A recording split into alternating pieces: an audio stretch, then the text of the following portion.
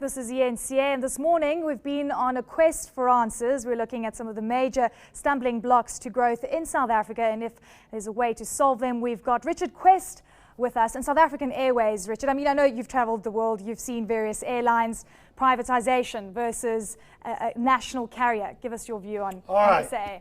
SAA. Now, the reason this is also significant is in 2 weeks' time, every CEO of an airline will be in Cape Town for the annual general meeting of IATA. That's the Airline Trade Union.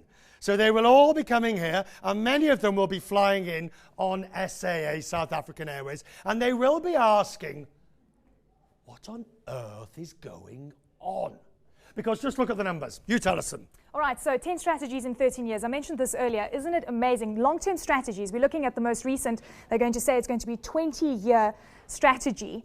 It's a really long-term strategy. But we've heard this before from SAA. So the question is it believable? Can we actually trust in the new strategy that they're We don't know, because we're not quite sure what the strategy is. Most airlines, because of the changes in the industry, have come up with multiple strategies over the last few years. Some have moved towards lower-cost carrier status. Others have got expanded internationally, like Delta. Some are fiddling around with a hybrid model. But the difference with SAA is it is an end carrier.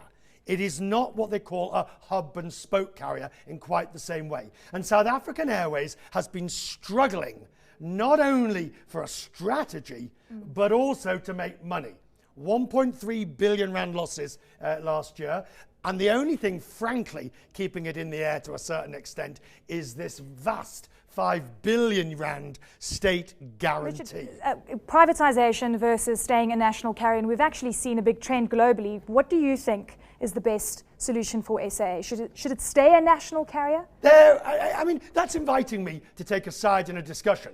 The only point that I would say is that if you look at the European experience, there's virtually no state carriers left.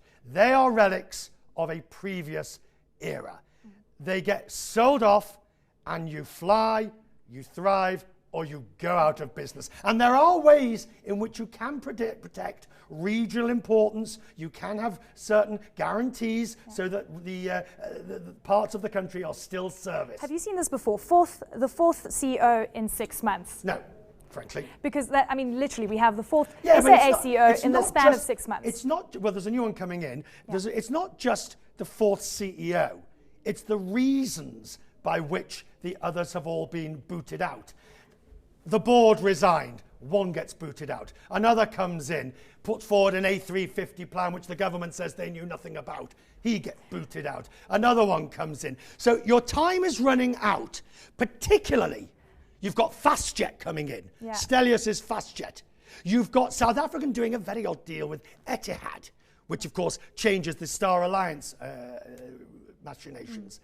One has to ask, what is the long-term viability of SAA? I know you also like looking at legroom, and I know that you're quite impressed with South African Airways first class. And in fact, business, that it's not viable, that it's not economically viable. Do you think we should actually see a change? I know we're getting a new fleet for SAA. Well, look, I've looked at many business classes.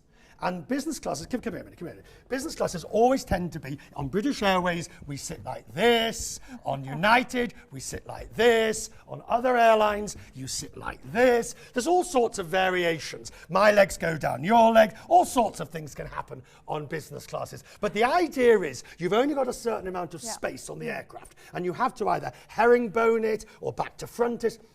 I've never really seen a business class quite like South Africans, where everybody is literally 6 foot behind each other all the way down the aircraft. In that sense, then it's obviously really good for the consumer, but not so much from an economic perspective, because that's just fantastic. Well, if you accept, and this is what other people in the industry will tell you, if you accept that the real estate of the cabin is incredibly valuable, to have 6'3" back to back to back to back to back, and no form of herringboning or back to fronting or legs up each other's down the sides or things like that, then you've got to ask yourself, have they made the most effective use of space on their A340s? All right, so I just came back from the tourism in Durban. We're going to take a look at the tourism figures in detail, and Richard Quest stays with us. Don't you go anywhere. News that moves. eNCA.com.